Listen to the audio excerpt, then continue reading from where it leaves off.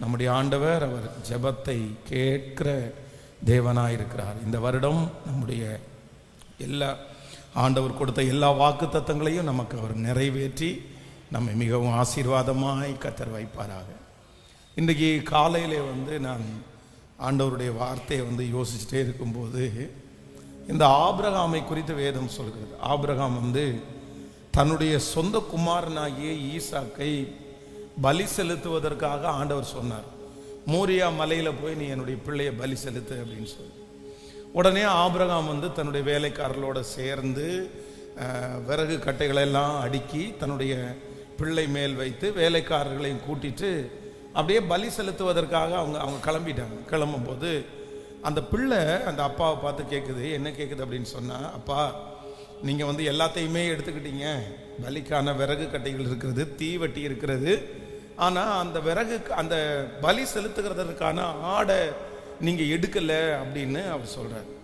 சொல்லும்போது அந்த தகப்பன் என்ன சொல்கிறார் அப்படின்னு சொன்னால், என் மகனே அதை கர்த்தர் பார்த்து கொள்ளுவார்.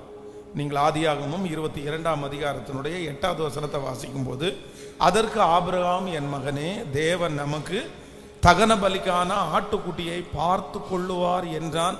அப்புறம் இருவரும் கூடி போய் தேவன் அவர்களுக்கு சொல்லி இருந்த இடத்திற்கு வந்தார்கள். அங்கே ஆபிரகாம் ஒரு பலிபீடத்தை உண்டாக்கி கட்டைகளை அடுக்கி தன் குமாரனாகிய ஈசாக்கை கட்டி அந்த பலிபீடத்தில் அடுக்கிய கட்டைகள் மேல் அவனை கிடத்தினான் அப்படின்னு வேதம் சொல்கிறது. கவனிங்க ஆண்டவருடைய பிள்ளைகளே, பொதுவாக ஒரு தகப்பன் ஒரு தாய் நம்ம இன்றைக்கு ரொம்ப கவனமாய் கவனிக்க வேண்டிய சில காரியங்கள். இந்த இடத்துல தான் மகனை தான் அவர் பலி செலுத்த போறாரு.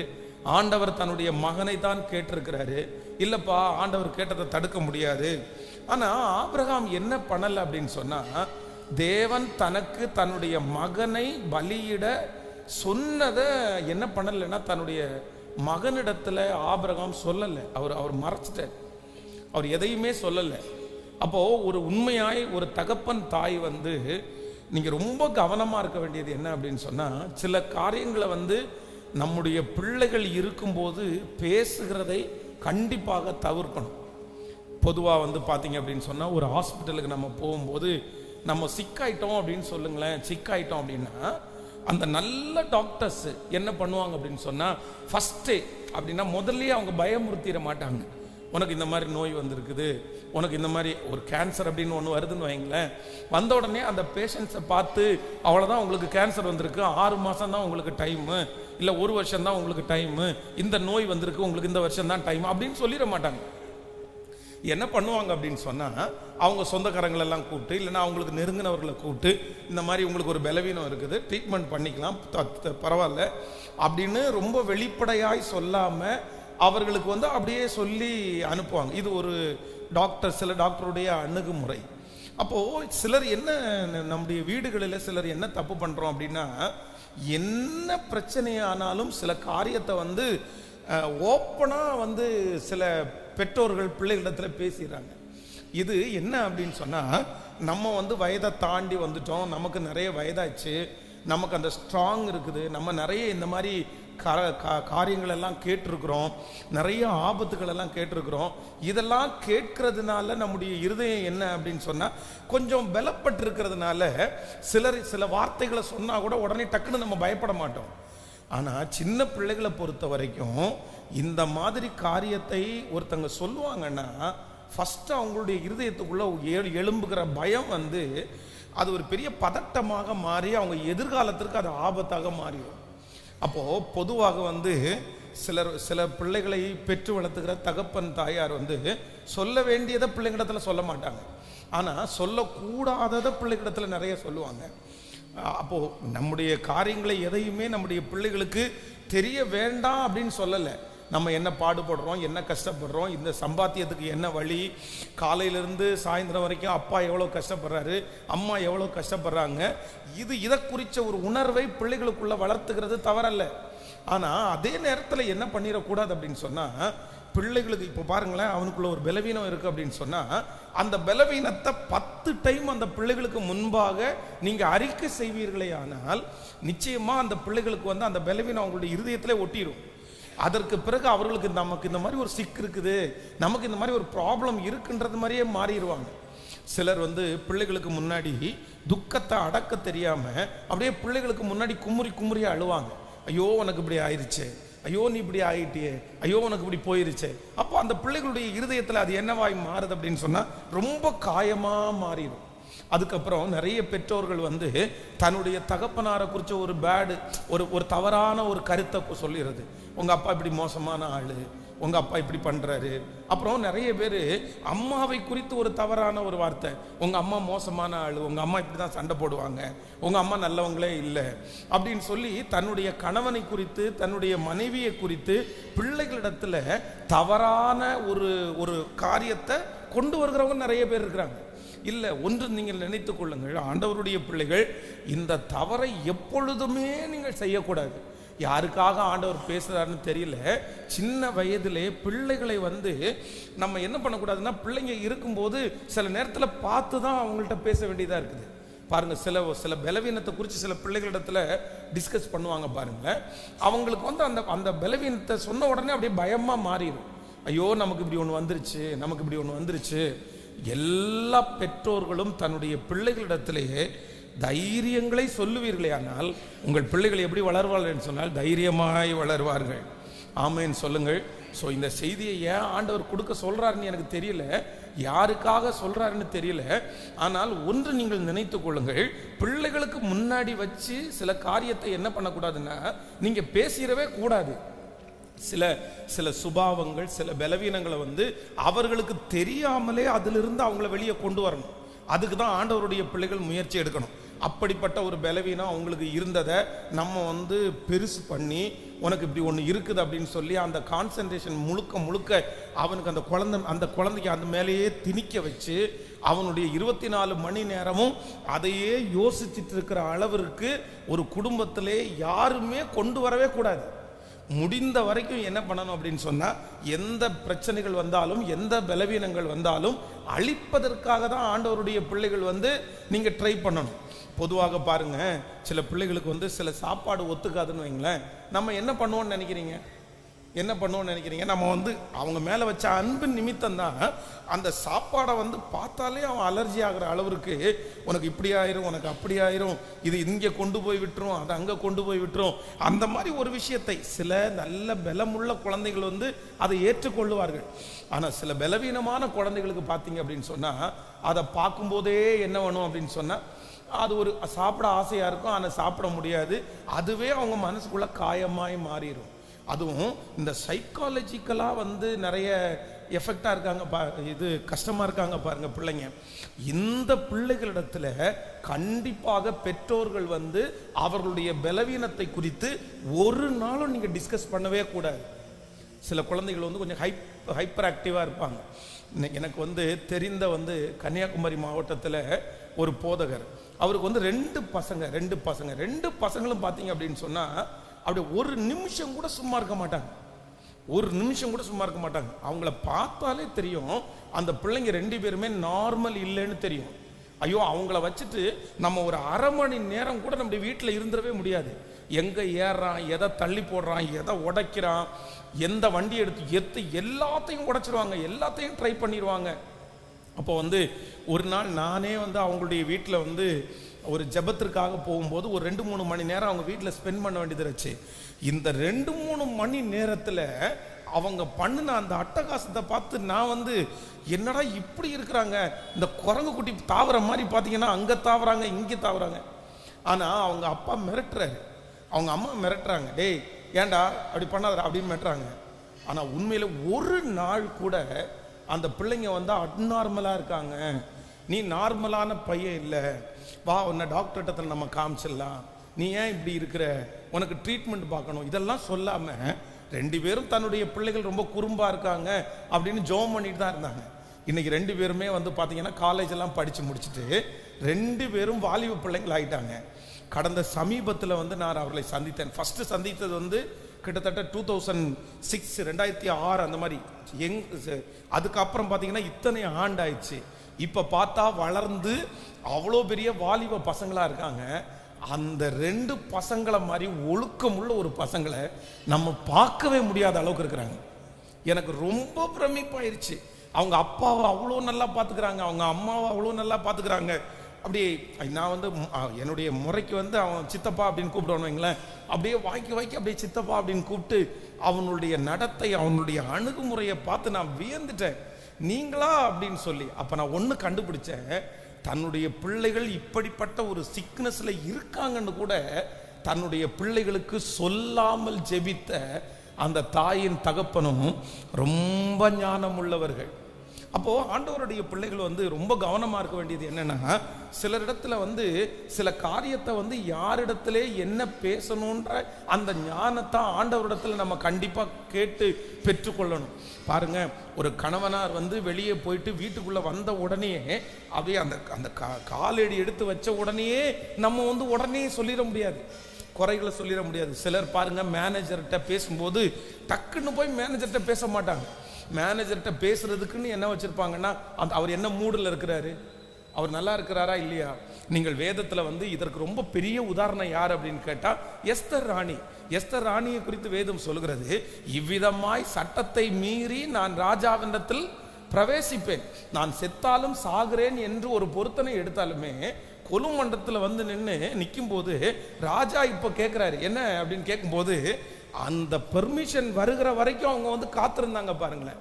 இப்போ ராஜா வந்து வா, நீ ராஜ்யத்தினுடைய பாதியை கேட்டாலும் உனக்கு நான் என்ன பண்ணுவேன், தருவேன் அப்படின்னு சொன்ன உடனே தன்னுடைய விஷயத்தை அதுவும் என்ன பண்ணலைன்னா முழுமையா சொல்லலை.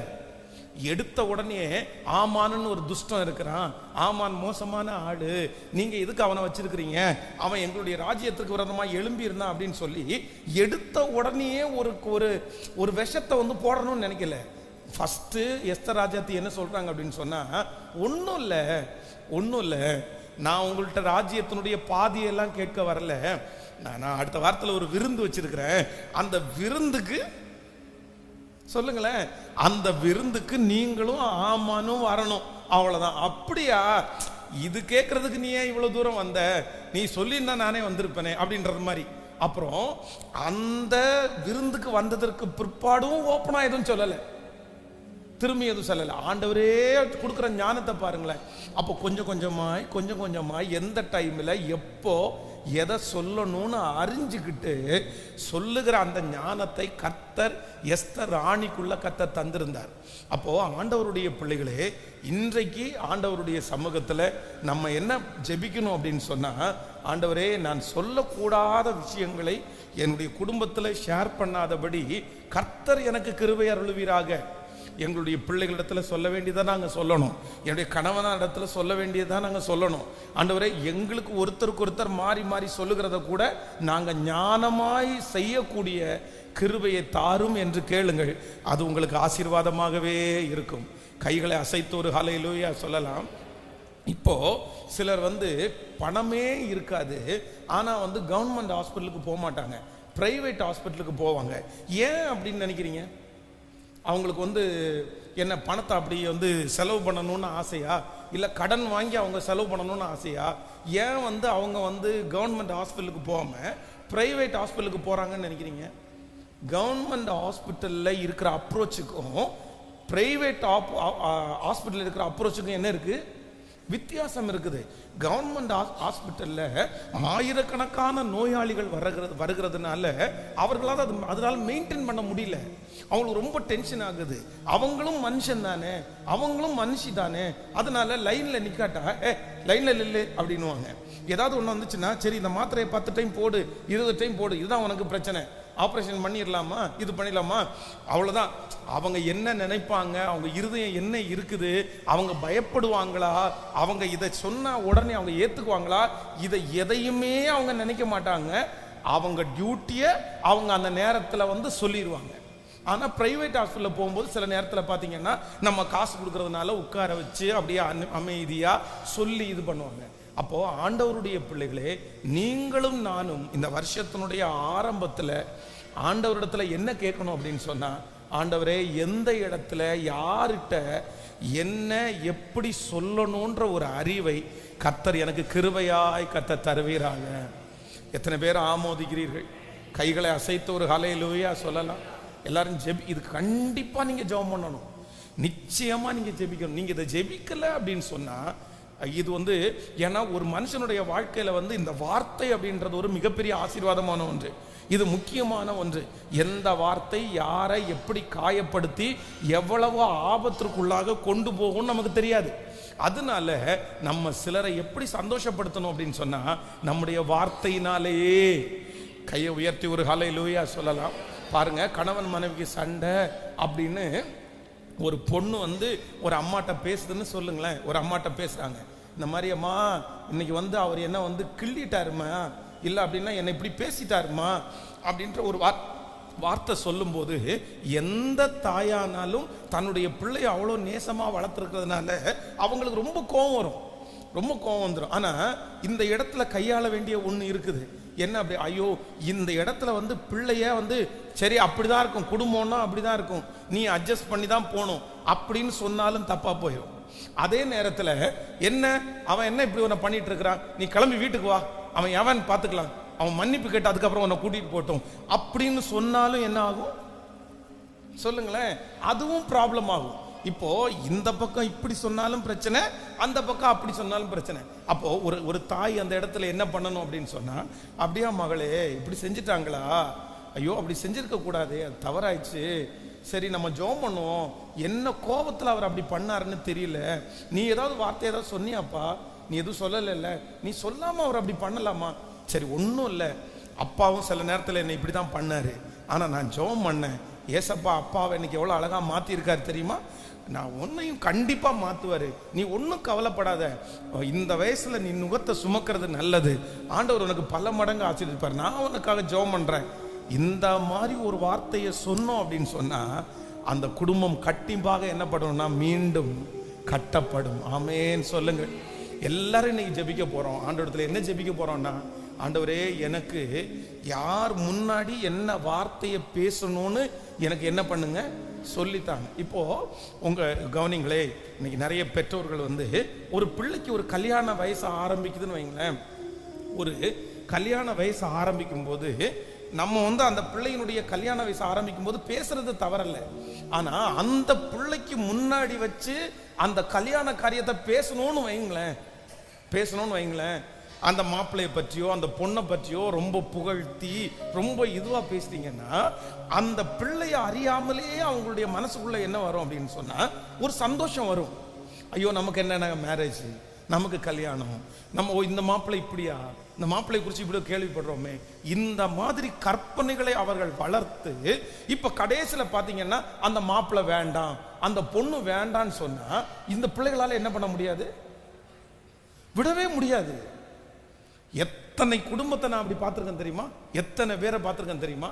அப்படின்னா பொண்ணு பார்க்க வர்ற இடத்துல பொண்ணை பார்த்தாச்சு, இல்லை மாப்பிள்ளை பார்க்கறது மாப்பிள்ளையை பார்த்தாச்சு, பொண்ணை பிடிச்சிருச்சு, மாப்பிள்ளைக்கு 2 பேருக்கும் பிடிச்சிருச்சு, 2 பேரும் ஃபோன் நம்பரும் வாங்கியாச்சு, திடீர்னு ஒரு வாரத்தில் விசாரிச்சு பார்த்தா அந்த மாப்பிள்ளை சரியில்லை பொண்ணு சரியில்லை வேண்டான்னு பேரண்ட்ஸ் சொல்லுவாங்க. ஆனால் பிள்ளைகளால் என்ன பண்ண முடியாது அப்படின்னு சொன்னால், இல்லை எனக்கு அவர் தான் வேணும், எனக்கு அவன் தான் வேணும், விட முடியாது. இது பிள்ளைங்க லவ் பண்ணதில்லை, ஏன்னா நம்மளாகவே கொண்டு போய் சில பிள்ளைகளை என்ன பண்றோம் அப்படின்னா அப்படியே தள்ளி விடுறது மாதிரி. அப்போ பிள்ளைகளுக்கு முன்பாக வைத்து சில காரியத்தை பேச வேண்டாம் என்றால் அந்த காரியத்தை என்ன பண்ணக்கூடாது அப்படின்னு சொன்னா ஒரு தகப்பனும் தாயும் கண்டிப்பாக பேசக்கூடாது. இதுல ரொம்ப ஞானமா இருக்கணும். ஏன் அவனுக்கு சொல்றதுக்கு என்ன, ஒருவேளை ஆபிரகாம் ஈசாக்கை பார்த்து உன்னைதான் நான் பலியிட போறேன், ஏசப்பா உன்னை பலியிட சொல்லியிருக்காருன்னு சொன்னா என்ன ஆயிருக்கும் நினைச்சு பாருங்க. சொல்லுங்க என்ன ஆயிருக்கும். அவ்வளவுதான், கால கையை உதச்சிட்டு அழ ஆரம்பிச்சிருவாரு, நேர யார்கிட்ட தான் போயிருப்பாங்க, கேட்கல, ஸ்ட்ரெயிட்டா சாராய் அம்மாட்ட தான் போயிருப்பாங்க. இந்த சாரா அம்மாவுக்கு ஏற்கனவே இவர் மேல ஒரு காண்டு இருக்குது. என்ன ஆகார வச்சுட்டு இந்த ஆகார அனுப்பணுமா அப்படின்னு நிறைய டைம் கேட்டுட்டே இருந்தாரு. ஆண்டவரே அனுப்பிவிடுன்னு சொன்னதுக்கு அப்புறம் தான் அதையும் செஞ்சார். தன்னுடைய மகனுக்கு அப்படி அவர் செய்ததை பார்த்து கஷ்டமா இருந்துச்சாமா அவருக்கு. அப்ப ஏற்கனவே இந்த அம்மாவுக்கு அவர் மேல கோபமா இருக்குது. இப்போ ஏற்கனவே இன்னொருத்திக்கு வம்சத்தை கொடுத்துட்டு என் பிள்ளைய அவன் அற்பமாக நினைக்கிறத பார்த்து ஒன்றுமே சொல்லலை நீங்கள். இப்போ ஏன்னா இப்போ என் பிள்ளை வந்து கொல்றது கொண்டு போகிறீங்களா? அது எந்த ஆண்டவர் பேசினாருன்னு நான் கேட்கட்டுமே? அவ்வளோதான், பெரிய பூகம்பமே வெடிச்சிருக்கும். அதனால் ஆபிரகாம் என்ன பண்ணார் அப்படின்னு சொன்னால், இந்த விஷயத்த இப்போ யார்கிட்ட சொல்ல வேண்டாம் அப்படின்னு சொன்னால், சாராயிட்டையும் சொல்ல வேண்டாம், இந்த விஷயத்தை யார்கிட்டையும் சொல்ல வேண்டாம்னா மகன்கிட்டையும் சொல்ல வேண்டாம். அப்போ அந்த அறிவு நமக்கு மிக மிக மிக அவசியமான ஒன்று. எத்தனை பேர் ஆமோதிக்கிறீர்கள்? ஹல்லேலூயா. விசுவாசிக்கிறோமா? இன்னைக்கு ஆண்டவரிடத்தில் சொல்லுங்க, உங்களுக்கென்று இருக்கிற அந்த பர்சனலாக தனிப்பட்ட விதத்தில் சில இருக்கிற போராட்டங்கள், சில பாடுகளை வந்து நம்முடைய பிள்ளைகளிடத்தில் நம்ம என்ன பண்ணிட வேண்டாம் அப்படின்னு சொன்னால், அதை ஷேர் பண்ணி அவர்களையும் அதற்குள்ளே தள்ளி, அதுவும் முக்கியமாக பயப்படுத்துகிற விஷயம், சைக்காலஜிக்கலாக பிரச்சனை வருகிற விஷயம், இது எதையுமே நம்முடைய பிள்ளைகளுக்கு என்ன பண்ணக்கூடாது அப்படின்னா, ஏன்னா சில பிள்ளைகள் வந்து கவனிக்காதது மாதிரி தெரியும். சில பிள்ளைகள் வந்து நம்ம பேசுகிற வார்த்தையை வந்து அவங்க எதுவும் காது கொடுத்து கேட்காத மாதிரி தெரியும். ஆனால் எங்கே ஓடிட்டு இருக்கும் தெரியுமா? இருதயத்துக்குள்ளே ஓடிட்டே இருக்கும். நம்ம பேசுகிற, அவன் விளையாண்டுட்டு இருக்கிற மாதிரி தான் தெரியும், அவன் வண்டி ஓட்டுறது மாதிரி தான் இருக்கான்னு தெரியும். ஆனால் அவனுடைய காதுகளெல்லாம் எங்கே இருக்கும் அப்படின்னு சொன்னால், நம்ம பேசுகிற வார்த்தையை கவனமாக கேட்டுகிட்டே இருக்கும். அதனால் இந்த ஜெபத்தில் இருக்கிறவங்க யாராவது அப்படி பண்ணியிருப்பீங்க அப்படின்னு சொன்னால், இனி தயவு செய்து என்ன பண்ணாதீங்க அப்படின்னு சொன்னால், உங்கள் பிள்ளைகளுக்கு முன்பாக வைத்து அவர்கள் பயப்படுகிறது போல, இல்லைன்னா அவர்கள் வந்து தடுமாறுகிறது போல, அவர்களுக்குள்ள ஒரு பலவீனங்கள் இருந்தால் கூட அதை தெரியாம வெளியிலே கொண்டு வருகிறது தான் ஆண்டவருடைய பிள்ளைகளுக்கு அது அழகு. ஆமேன் சொல்லுங்கள் பார்க்கலாம். அதை ரொம்ப பூதாகரம் நம்ம என்ன பண்ணிட முடியாதுன்னா, அதை படுத்திடவே முடியாது. ஒரு தாய் வந்து கடந்த சில மாதங்களுக்கு முன்னாடி எனக்கு ஃபோன் பண்ணி, அப்படியே பையன் வந்து ஒரு 9th ஸ்டாண்டர்டில் படிக்கிறான், படிச்சுட்டு இருக்கிற அந்த பையன் வந்து நான் ஜன்னல் வழி பார்க்கும்போது ஃபோனில் வந்து ரொம்ப அசுத்தமான படங்களெல்லாம் அவன் பார்த்துட்டு இருக்கிறத நான் பார்த்துட்டேன் அப்படின்னு ரொம்ப கத்தி அழுது எனக்கு வந்து அவங்க ஃபோன் பண்ணாங்க. அப்போ ஃபோன் பண்ண உடனே நான் அவங்கள ஆறுதல் படுத்தி, சரிம்மா ஒன்றும் இல்லை நான் ஜெபம் பண்ணுறேன் அப்படின்னு சொல்லி அவர்களுக்கு ஜெபம் பண்ணிட்டு, இல்லை இதை யாருக்காவது நீங்கள் சொன்னீங்களான்னு கேட்டால் உடனே அவங்க என்ன சொல்கிறாங்கன்னா, ஆமாம் அவன் பண்ண உடனே அவன் மாமனாருக்கு ஃபோன் பண்ணி சொல்லிட்டேன், அவங்க சித்தப்பாவுக்கு ஃபோன் பண்ணி சொல்லிட்டேன். அப்போ நான் பிடிச்சி அவங்கள சத்தம் போட்டேன், எதுக்கு நீங்கள் அப்படி பண்ணீங்க, எதுக்கு நீங்கள் அப்படி செஞ்சீங்க?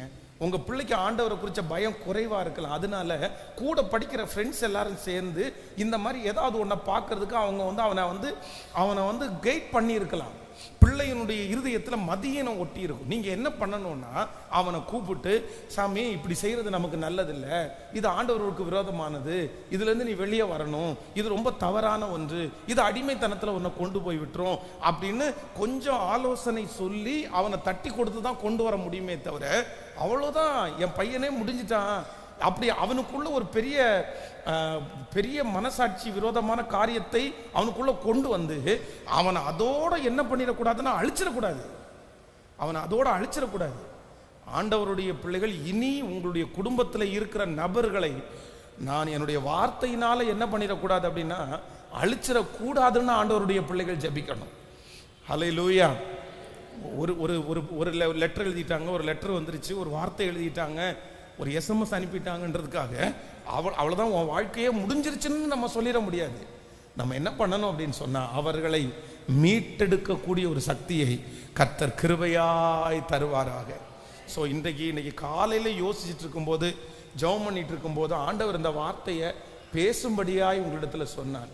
யாருக்காகன்னு தெரியல, ஆனால் யாராக இருந்தாலும் இந்த வருஷத்தில் நீங்கள் ஒரு தீர்மானம் எடுக்க வேண்டியது என்ன அப்படின்னு சொன்னால், சில விஷயங்களை சிலருக்கு முன்னாடி நம்ம என்ன பண்ண முடியாதுன்னா, சொல்லுங்களேன், ஷேர் பண்ணவே கூடாது. அது வந்து பெரிய பாதிப்பை நமக்கு உண்டு பண்ணும். அது வந்து சின்ன வயதிலே கிடைத்த அந்த பாதிப்பு வந்து பெரிய பாதிப்பாக இருக்கும். அதெல்லாம் ஓப்பனாக நிறைய சொல்ல கூட முடியாது. அதை இப்போ நீங்கள் உங்கள்கிட்ட அதை வந்து விரிவாக என்னால் சொல்லக்கூட முடியாது. அப்படியெல்லாம் நிறைய இருக்குது. பிள்ளைகளுக்கு முன்பாக, கணவனாருக்கு முன்பாக, இல்லை என்றால் பேசக்கூடிய அந்த ஞானத்தை கர்த்தர் உங்களுக்கு கிருபையாய் கர்த்தர் தருவாராக. ஒன்றும் சொல்லாமல் ஒன்றும் தெரியாமல் இருக்க வேண்டாம். அதுக்காக அவ்வளோதான் நான் கடனை என் பிள்ளைக்கு முன்னாடி சொல்ல மாட்டேன், நான் அழுகிறத என் பிள்ளைக்கு சொல்ல மாட்டேன்னு சொல்லாதீங்க. கண்டிப்பாக அதெல்லாம் சொல்லுங்கள். ஏன் அப்படின்னு சொன்னால், உங்களுடைய கஷ்டம் எவ்வளோன்னு உங்கள் பிள்ளைக்கு தெரிஞ்சிருச்சுன்னா அந்த பிள்ளை இன்னும் நல்லா வளர்றது வாய்ப்பாக இருக்கும். அது ஒன்றும் இல்லை, எந்த பிள்ளைக்கு தன்னுடைய அம்மா அப்பா கஷ்டப்படுறாங்கன்ற ஒரு உணர்வு இருக்கிறதோ அந்த பிள்ளைங்க கண்டிப்பாக வழி விலகி போவதற்கு சாத்தியம் ரொம்ப குறைவு. அந்த பிள்ளைகள் வழி விலகி போக மாட்டார்கள். அந்த பிள்ளைகள் ஓரளவு ஆண்டவரை உறுதியாய் பற்றி பிடிப்பார்கள். அதனால தன்னுடைய தகப்பனார் கஷ்டப்பட்டு சம்பாதிக்கிறார், தாயார் கஷ்டப்பட்டு சம்பாதிக்கிறாங்கன்ற அந்த உணர்வு அந்த பிள்ளைகளுக்கு நல்லது. ஆனால் முக்கியமான இந்த மாதிரி விஷயங்களில் என்ன பண்ணணும் அப்படின்னா, அவங்களுக்கு ஒரு பெரிய ஊண்டிங் கொடுக்காமலே அதிலிருந்து என்ன பண்ணணும்னா, அழகாய் கர்த்தரை வெளியே கொண்டு வரக்கூடிய கிருபையை கர்த்தரே தருவாராக. ஆமோதிக்கிறீர்களா? கைகளை உயர்த்தி ஒரு ஹல்லேலூயா சொல்லலாம். அவன் நோயாளி அப்படின்ற ஒன்றை நம்மளே அவன் நெற்றியில எழுதி ஒட்டிடக்கூடாது.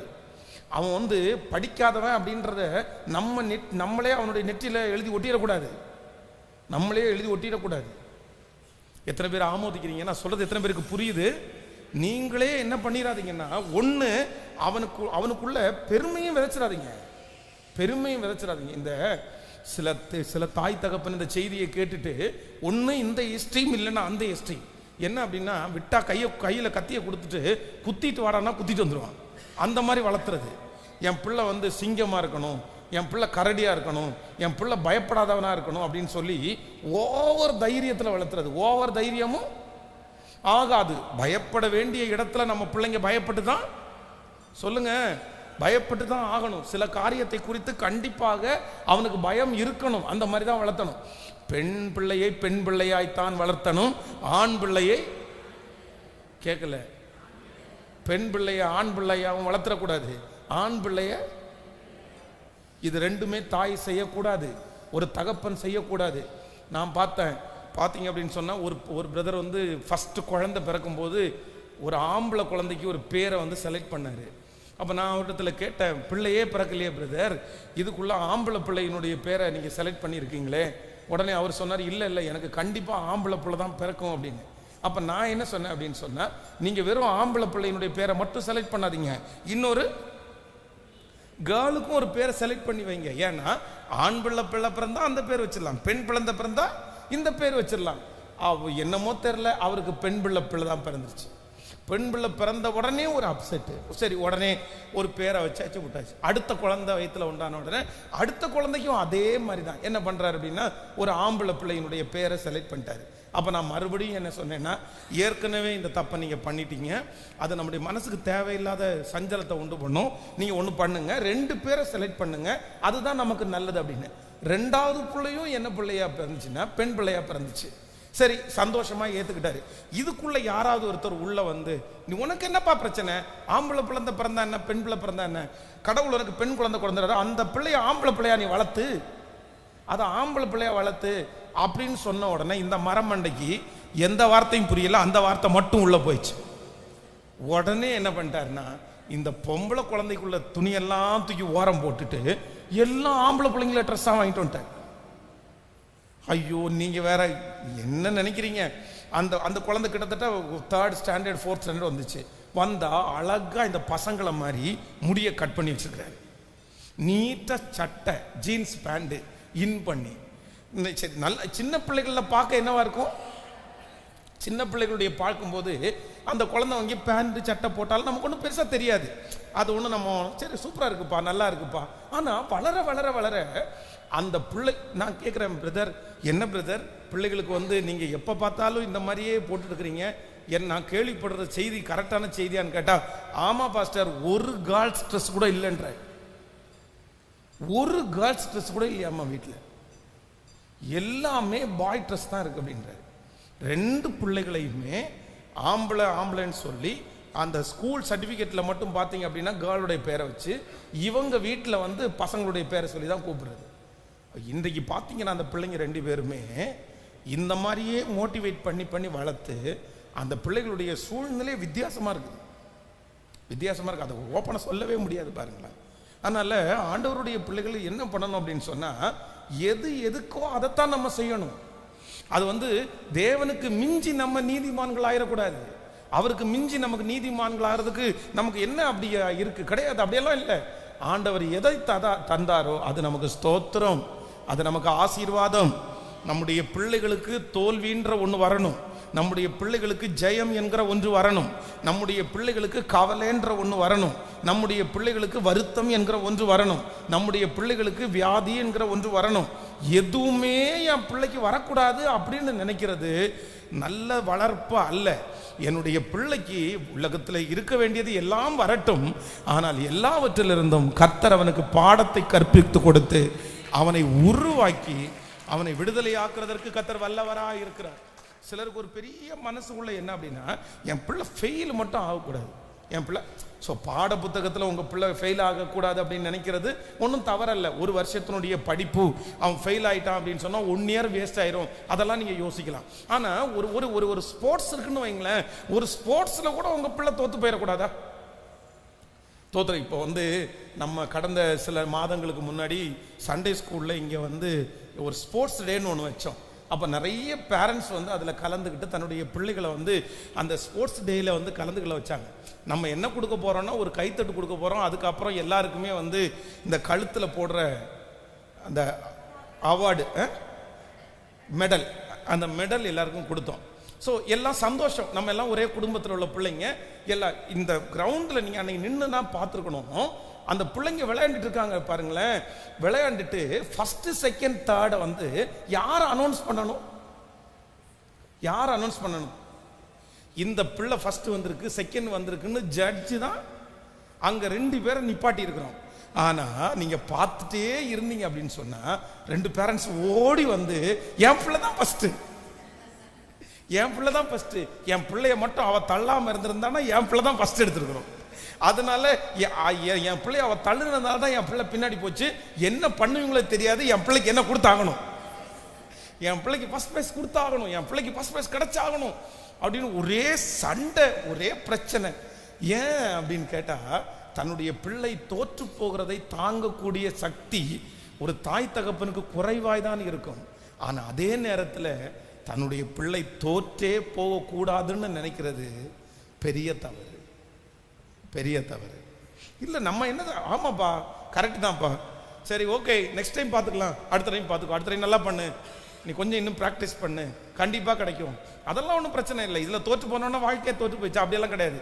இந்த மாதிரி சொல்லுகிறவர்கள் தான் சரியான ஒரு தாய் தகப்பன். ஆமேன்னு சொல்லுங்கள்.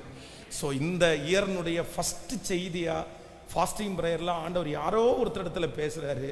உங்களுடைய வாயிலிருந்து புறப்படுகிற வார்த்தைகள் எப்படி இருக்கணும் அப்படின்னு சொன்னால், ரொம்ப ஞானமாய் இந்த இடத்திலே இது தேவையானதா என்று அந்த கிரகித்து சொல்லக்கூடிய ஒரு ஞானத்தை ஆண்டவர் கிருபையாய் தருவதற்கு கர்த்தர் வல்லவராய் இருக்கிறார். எல்லாரும் கைகளை உயர்த்தி ஆண்டவரிடத்தில் கேளுங்க, முழு மனதோட கேளுங்க. ஆண்டவரே உம்முடைய கிருபையை தாருமாப்பா, உம்முடைய கிருபையை தாரும் ஆண்டவரே, உம்முடைய கிருபையை தாரும் ஆண்டவரே. ஆண்டவரே எங்களுடைய வாயினால் ஏதாவது ஒன்றை பேசி ஆண்டவரே நாங்கள் அப்படிப்பட்ட ஒரு சிக்கல்களை கொண்டு வராதபடி ஆண்டவர் எங்களுக்கு கிருபையா எங்களுக்கு இறங்கும் ஆண்டவரே, கிருபையா எங்களுக்கு இறங்கும் ஆண்டவரே, கிருபையா எங்களுக்கு இறங்கும் ஆண்டவரே, கிருபையா எங்களுக்கு இறங்கும் ஆண்டவரே. தகப்பனே அந்த ஞானத்தை கர்த்தர் எங்களுக்கு தருவீராக, தருவீராக. ஆமென். கைகளை அசைத்து ஒரு ஹல்லேலூயா சொல்லலாம். சிலருக்கு இன்னொரு பழக்கம் இருக்குது. என்ன பழக்கம் அப்படின்னு சொன்னால், பிள்ளைங்க இப்போ தான் பிறந்து ஃபஸ்ட்டு ஸ்டாண்டர்ட் செகண்ட் ஸ்டாண்டர்ட் படிச்சுட்டு இருப்பாங்க. ஒன்று தன்னுடைய பிள்ளையாக இருக்கும், இன்னொன்று அண்ணனுடைய பிள்ளையா அக்கா முறை பையன் முறை பொண்ணாக இருக்கும். ஆனால் 1வது வயசில் 2வது கிளாஸ் படிக்கும்போது இந்த அம்மா என்ன சொல்லி கொடுக்கும் தெரியுமா? உங்கள் மச்சான். இது என்ன ஜோக்கு இல்லை, வீட்டுக்காரரும் வீட்டுக்காரையும் நல்லா இருக்கிறீங்களே அப்படின்னா அந்த பையன் வீட்டுக்காரராமா, இந்த பிள்ளை வீட்டுக்காரியா. இது என்ன என்ன ஒரு பேச்சு? வளரும் போது பிள்ளைகள் எப்படி மாறுவாங்கன்னு நமக்கு தெரியாது. ஆனா சின்ன வயசுலேயே என்ன போடுறது அப்படின்னு சொன்னா, அவர் தான் அவனை கட்டிக்க போறவர், இவர் தான் அவனை கட்டிக்க போறாரு, இவன் முறப்பையன் முறை பொண்ணு. இது என்ன ஆண்டவருடைய பிள்ளைகளுக்கு அழகு இல்லை, இது பெரிய ஆபத்து. நீங்க நினைச்சிட்டு இருக்கிறீங்க ரொம்ப ஆபத்தா முடிஞ்சிடும். சிலரை நம்ம அந்த மாதிரி கனெக்ட் பண்ணி பேசிடவே கூடாது. நம்முடைய பிள்ளைகளோட கூட இன்னொருத்தருடைய கூட அப்படிதான், அப்படி கனெக்ட் பண்ணி சும்மா சில காரியத்தை விளையாட்டுக்கு கூட நம்ம என்ன பண்ணிடக்கூடாது அப்படின்னா பேசிடவே கூடாது. அது வருகிற நாட்களிலே அது என்னன்னா, எப்போ பிள்ளைகளுடைய இருதயத்தில் மதியனம் தானே, அவங்களுக்கு தெரியாது இல்லை. உடனே என்ன பண்ணும் அப்படின்னு சொன்னா, ஓ அப்படியா, நம்ம அப்படி கல்யாணம் பண்ணா எப்படி இருக்கும், நம்ம அந்த மாதிரி நேசிச்சா எப்படி இருக்கும், அந்த மாதிரி உடனே ஒரு வித்தியாசமான தாட்டுக்குள்ள போயிடுவாங்க. நான் ஒரு நடந்த சம்பவத்தை சொல்றேன். எங்களுடைய ஊர்ல ஆகஸ்ட் 15 அந்த அன்னைக்கு ஒரு பெரிய ஃபங்க்ஷன் பண்ணுவாங்க. அந்த ஃபங்க்ஷனில் இந்த மாதிரி ஒரு மேடை அமைச்சு அந்த மேடையில் நிறைய பேர் டான்ஸ் பண்ணுவாங்க. அப்போ டான்ஸ் ஆடும்போது என்ன பண்ணுவாங்கன்னா, கீழே இருக்கிறவங்க எல்லாம் 10 ரூபா 5 ரூபா கொண்டு பின் எடுத்து உடம்பு ஃபுல்லாக குத்தி விடுவாங்க. இது ஒரு பழக்கம் எங்கள் ஊரில் இருந்துச்சு. அப்போ எனக்கு ரொம்ப நெருக்கமான, நானும் நான் சர்ச்சுக்கு கூட்டிகிட்டு போகிற, சர்ச்சுக்கு வர்ற ஒரு பையன் அப்படின்னா அவன் அவ்வளோ ரொம்ப ஸ்பிரிச்சுவலு, ரொம்ப ஆண்டவருக்குள்ளே நடக்கிறவன். ஆனால் என்னமோ தெரியல, அவன் ரொம்ப நல்லா டான்ஸ் ஆடுறதை பார்த்து அங்கே இருக்கிற ஒரு அம்மா என்ன பண்ணிச்சுன்னா, எப்பா நீ டான்ஸ் ஆடினா எப்படின்னு உனக்கு காசு கிடைக்கும், நீ டான்ஸ் ஆடு அப்படின்னு சொல்லிட்டு அவனை கொஞ்சம் ப்ளீஸ் பண்ணி ஒரு பாட்டு, ஒரு பொண்ணும் ஒரு பையனும் சேர்ந்து சினிமா பாட்டுக்கு ஆடுற மாதிரி எங்கள் ஊரில் இருந்தே ஒரு கேர்ள் ஒருத்தியை கூப்பிட்டு அந்த பிள்ளையும் நல்லா ஆடு, இவங்க 2 பேரையும் ஜோடி பண்ணி 2 பேரையும் ஸ்டேஜில் ஆட விட்டாங்க. என்னமோ தெரில, இவங்க பாடின பாட்டு ஒரு பெரிய ஆடின ஆட்டம் அந்த ஜனங்கள் மத்தியில் ஒரு பெரிய வைப் மாதிரி ஒரு வித்தியாசமான ஒரு அட்மாஸ்பியரை கொண்டு வந்துச்சு. உடனே எங்கள் ஏரியாக்காரங்க 4-5 பேர் போய் என்ன பண்ணிட்டாங்கன்னா, அவனுடைய சட்டையிலெல்லாம் பணம் எல்லாம் குத்திட்டாங்க. ஸோ இறங்கி வந்துட்டு அவன் முடிச்சிட்டான். அந்த பிள்ளை மேலே அவனுக்கு ஒரு அட்ராக்ஷன் இல்லை, அந்த பிள்ளைகிட்ட அவன் பேசினது இல்லை. எனக்கு அவனை பற்றி நல்லாவே தெரியும், அந்த மாதிரி உணர்வே அவனுக்குள்ளே வராது. அந்த மாதிரி ஒரு பையன். இவன் டான்ஸ் முடிச்சுட்டு இறங்கி வந்த உடனே எங்களுடைய ஊரில் இருக்கிற 4-5 பேர் என்ன பண்ணிட்டாங்கன்னா, இவன் நடந்து போகும்போதெல்லாம் அந்த பொண்ணோட பேரை சொல்லி கூப்பிடுறது. இவன் நடந்து போகும்போது இவன் உடனே திரும்பி பார்த்தோன்னா ஒரு சிரிப்பு சரி. நீங்கள் நம்ம கடைசியில் என்னன்னா, அவ்வளவு நல்லா இருந்த பையன், அவ்வளவு நல்ல பையன், அந்த மாதிரி எந்த விஷயத்துமே போக மாட்டான், அவ்வளோ ஸ்பிரிச்சுவல். கடைசியில் பார்த்தா ஒரு 6 மந்த் தாண்டி என்கிட்ட என்ன சொல்கிறான் அப்படின்னு சொன்னால், நான் அந்த பொண்ணை லவ் பண்ணுறேன் அப்படின்ட்டேன். என்னடா இது, உனக்கு இந்த கேரக்டரே இல்லையே, உனக்கு இது வரவே வராது என்ன அப்படின்னு பார்த்தா, இவங்க எல்லாரும் அப்படியே கூப்பிட்டு கடைசியில் அவனுடைய மனசு என்னாச்சு, அது மாதிரியே போயிருச்சு அவனுடைய மனசு. அது ஒரு பெரிய பிரச்சனையாவே மாறிடுச்சு. அதனால ஆண்டவருடைய பிள்ளைகள் சில காரியத்தை நம்முடைய பிள்ளைகளுடைய மனசுல என்ன பண்ணிடக்கூடாது அப்படின்னா, விஷம் மாதிரி ஊத்திடக்கூடாது. விஷம் மாதிரி ஊற்றக்கூடாது. பாருங்க, இந்த சந்தேகம் என்கிறதும் இதில் தான் ஆரம்பிக்குது. இப்படி பண்ணியிருப்பாரோ, ஏதாவது ஒன்றை கொளுத்தி போடுறவங்கன்னு சொல்லுவாங்கல்ல, அப்படியே கொளுத்தி போட்டு போயிடுறது. போகிற போக்கில், நடக்கிற நடையில், சைடு வாக்கில் ஏதாவது ஒன்றை சொல்லிட்டு போகிறது. அதுக்கு இவங்க உயிர் கொடுத்து அது ஒரு பெரிய பிரச்சனையாகி மாறி எத்தனையோ குடும்பங்கள் அதனாலே அழிந்து இருக்கிறது. அதனால இன்றைக்கு ஒரு தீர்மானம், ஆண்டவரே எனக்கு எந்த இடத்துல எதை பேசணுன்ற அந்த ஞானத்தை மட்டும் எனக்கு என்ன தாரும் என்றால், கிருபையாய் கர்த்தர் தருவீராக. நான் மறைக்க வேண்டியதை மறைக்கணும், ஓப்பனாக பேச வேண்டியதை நான் ஓப்பனாக பேசணும். அந்த கிருபையை கர்த்தர் எனக்கு தருவீராக. எத்தனை பேர் ஆமோதிக்கிறீர்கள்? நம்ம பார்த்தது எல்லாத்தையுமே சொல்லிட முடியாது. ஒரு மருமகளை வச்சிருக்கிறீங்க, ஒரு மாமியாராக இருக்கிறீங்க, இல்லை நீங்கள் ஒரு மருமகளாக இருக்கிறீங்கன்றதுக்காக எல்லாத்தையும் என்ன பண்ணிட முடியாதுன்னா ஷேர் பண்ண முடியாது. அதுக்குன்னு ஒரு வரைமுறை, அதற்கென்று ஒரு விதிமுறை இருக்கிறது. ஆமென். கைகளை எல்லாரும் உயர்த்தி, இந்த ஆண்டவரே இந்த கிருபை எங்களுக்கு வேண்டும் ஆண்டவரே, முழு பலத்தோட கூட ஸ்தோத்திர ஆண்டவரே. என்ன சொல்லணும், எப்படி பேசணும், யாரிடத்துல பேசணும், என்னுடைய கணவனாரிடத்துல, என்னுடைய மனைவியின் இடத்துல, என்னுடைய குடும்பத்தில் ஆண்டவரே அப்படிப்பட்ட ஒரு விசேஷித்த ஞானத்தை கேட்க கேட்க ஆண்டவர் கிருபையாய் தருவதற்கு கர்த்தர் வல்லவராய் இருக்கிறார்.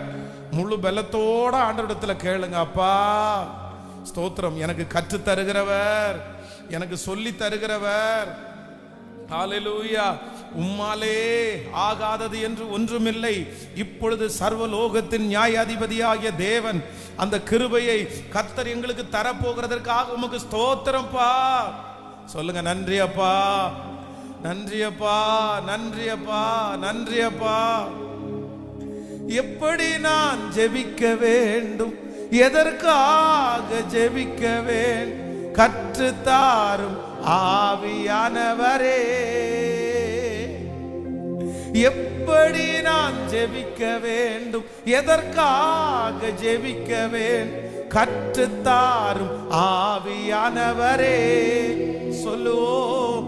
வேத வசனம் புரிந்து கொண்டு விளக்கங்களை அறிந்திட வெளிச்சம் தாரும் ஆவியானவரே. வேத வசனம் புரிந்து கொண்டு விளக்கங்களை அறிந்திட வெளிச்சம் தாரும் ஆவியானவரே. இப்ப கைகளை மேல தட்டி ஆவியானவரே, பரிசுத்த ஆவியானவரே. எல்லாரும் கேளுங்க. ஆவியானவரே, பரிசுத்த ஆவி, சத்தம் ஆவியானவரே, ஆவியானவரே, பரிசுத்த ஆவியானவரே, ஆவியானவரே, ஆவியானவரே, பரிசுத்த ஆவியானவரே.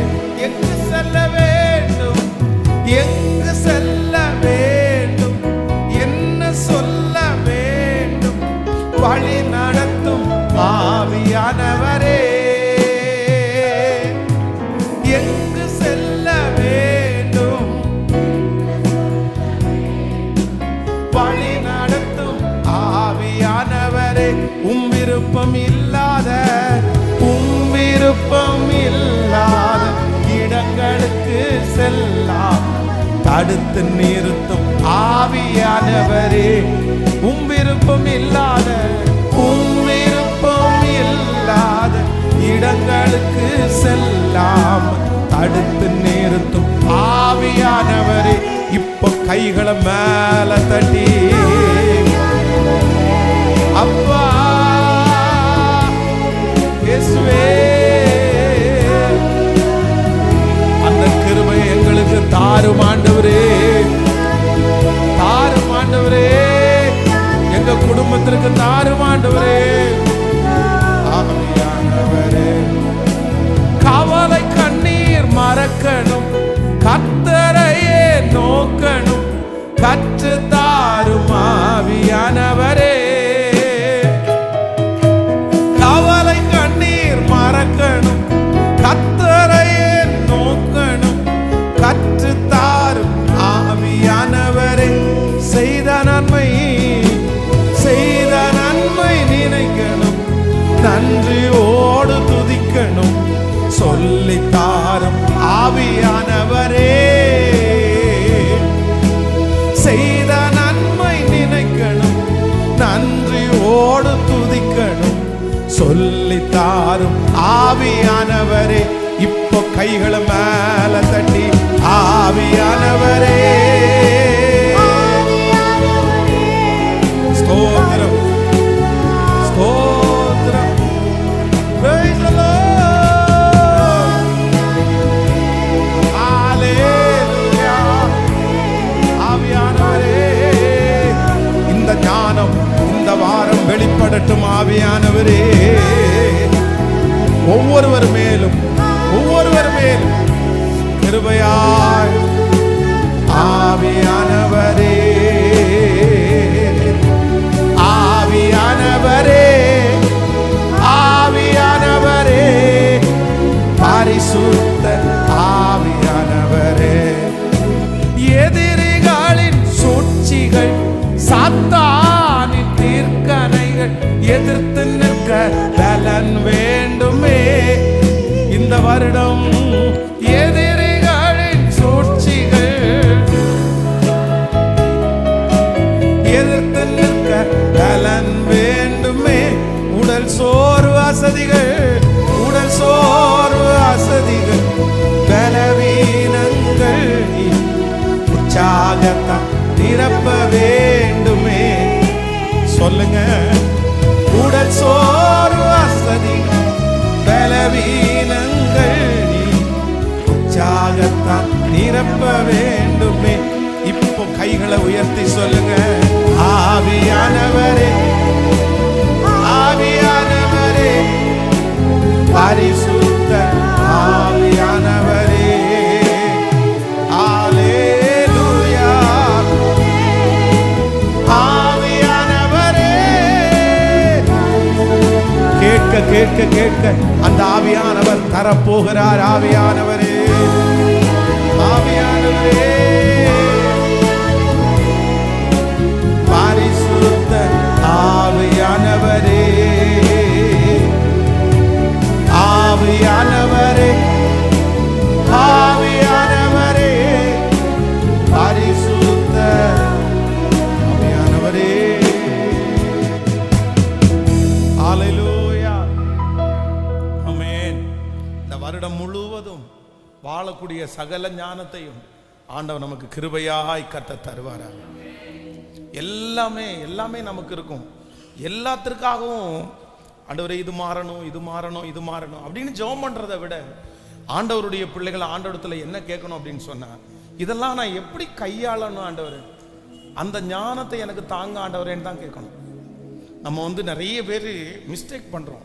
இன்னைக்கு நிறைய பேர் அப்செட் ஆகுறது, நிறைய பேர் மன அளவில் சோர்ந்து போறதுக்கு காரணம் என்ன அப்படின்னு சொன்னா, சில காரியங்களை மனசுல நினைச்சிட்டு இது மாறணும்ன்றதுல நிறைய பேர் தீவிரமா இருக்கிறாங்க.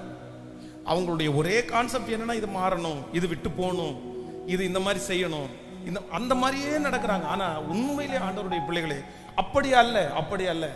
சிலதை ஆண்டவர் நம்மளை உருவாக்குறதுக்காக கூட வச்சுக்கலாம். நம்ம என்ன ஜெபிக்கணும் அப்படின்னு சொன்னா, ஆண்டவரே இந்த சூழ்நிலையை எனக்கு எப்படி கையாளணும்னு எனக்கு என்ன பண்ணுங்க,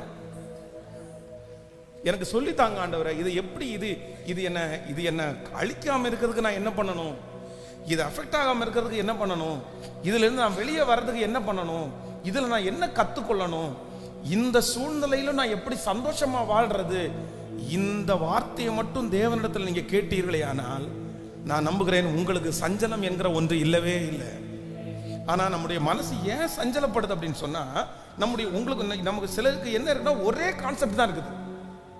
ஒன்னே ஒண்ணு என்ன சிலர் இன்னைக்கு இந்த உபவாச ஜெபத்துல கலந்து கொண்டதுக்கு கூட காரணம் என்ன அப்படின்னு சொன்னா, ஒரே கான்செப்ட் தான், இது நடந்துடணும், இது நடந்துடணும், இதை நீங்க செய்யணும் ஆண்டவரே, இதை எனக்கு விடுதலை ஆக்கணும் ஆண்டவரே, இதை எடுத்துடணும் ஆண்டவரே. இந்த மாதிரி தான் இருக்கும். இல்லவே இல்லை. அப்படி நீங்க இந்த வருஷம் ஜெபம் பண்ணாதீங்க. இந்த வருஷம் என்ன ஜெபம் பண்ணீங்க அப்படின்னு சொன்னா, ஆண்டவரே இதை நீங்க அனுமதிச்சிருக்கிறீங்க, கண்டிப்பாக நீங்க தீமைக்காக எனக்கு அனுமதிக்க மாட்டீங்க. இதை ஏன் எனக்கு அனுமதிச்சீங்கன்னு எனக்கு தெரியல. ஒருவேளை என் மேல இருக்கிற மிஸ்டேக்கா, இல்ல என்ன நீங்க உருவாக்க நினைக்கிறீங்களா, இல்ல என்ன நீங்க அடுத்த லெவல் கொண்டு போக போறீங்களா, எனக்கு எதுவுமே தெரியாது. ஆனா நீங்க அதை அனுபவிச்சிருக்கிறீங்க. இந்த காரியத்தை நான் அழகா டீல் பண்ணி ரொம்ப ஞானமா கொண்டு போறதற்கு எனக்கு அந்த கிருபையை தாங்கன்னு கர்த்தரிடத்துல கேளுங்க. நான் நம்புறேன் உங்க மனசுக்கு எந்த பிரச்சனையும் இல்லாம இந்த ஆண்டு உங்களுக்கு ரொம்ப பிளெஸிங்கா இருக்கும்னு நீங்க சொல்லுவீங்க. நீங்க சாட்சி சொல்லுகிற அளவிற்கு கர்த்தர் இந்த அண்டர்ஸ்டாண்டிங், இந்த ஒரு அண்டர்ஸ்டாண்டிங் ஒரு தேவனுடைய பிள்ளைக்கு எப்போ வருதோ அப்பதான் இந்த உலகத்துல உண்மையான கிறிஸ்தவன் என்கிற பேரே உங்களுக்கு வரும். விசுவாசிக்கிறீங்களா இல்லையா?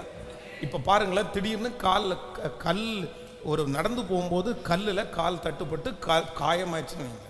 இப்போ இந்த காயமாயிடுச்சு அப்படின்னு சொன்னா ஒரு அண்டர்ஸ்டாண்ட் நமக்கே வரணும். அவ்வளவுதான், டிஞ்சர் போட்டு கிளீன் பண்ணி காயத்தை கட்டு போட்டு இந்த புண்ணை ஆத்துற வரைக்கும் நம்ம ரொம்ப ஸ்டெயின் பண்ணக்கூடாது என்கிற அண்டர்ஸ்டாண்டிங். இந்த அண்டர்ஸ்டாண்டிங் வந்துச்சு அப்படின்னு சொன்னா நம்ம நிறைய பேர் அதுக்காக பயப்படவே மாட்டோம். ஆனா சிலருக்கு என்ன அப்படி இல்லை, அந்த அண்டர்ஸ்டாண்டிங்கே இருக்காது.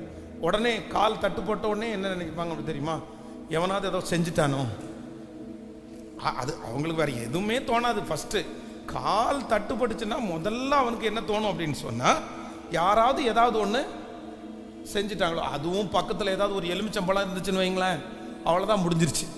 ஸோ எலுமிச்சம் அது யார் போட்ட எலுமிச்சமோ நமக்கு தெரியாது. பூனை போட்டுச்சா, நாய் போட்டுச்சோ, குறுக்க போகும்போது குப்பை பொறுக்கிற அம்மா ஓட்டையில இருந்து கீழே அந்த எலுமிச்சம்பழம் விழுந்துச்சான்னு கூட தெரியாது. அந்த எலுமிச்சம்பழம் கண்டிப்பா அந்த அம்மா குப்பை தூக்கிட்டு போகும்போது ஓட்டையில தான் விழுந்திருக்கும். ஆனா இந்த அம்மாவுக்கு அந்த எலுமிச்சம்பழம் பார்க்கும்போது அது கொஞ்சம் மஞ்சள் வேற தூவினது மாதிரி இருக்குமா, ஏன்னா பழைய சோரோட இருந்த எலுமிச்சம்பழம் இல்லை, அதனால மஞ்சள் தூண மாதிரி தான் இருக்கும். ஆனா யாராவது ஒருத்தர் செஞ்சுட்டாங்களா, ஏதாவது பண்ணியிருப்பாங்களா? இல்லை இல்லை. ஆண்டவருடைய பிள்ளைகள் அந்த மாதிரி ஒரு நெகட்டிவ்க்கு எடுத்த உடனே போகவே வேண்டாம். ஆண்டவரே, என்னுடைய வாழ்க்கையில் எந்த சூழ்நிலை வேண்டும் என்றாலும் நீர் அனுமதிச்சாலும், எந்த பாதையின் வழியாய் நான் கடந்து போனாலும் அந்த பாதையை எப்படி நான் கையாளணுன்ற ஞானத்தை மட்டும் எனக்கு தாங்க ஆண்டவரேன்னு கேட்டா போதும்.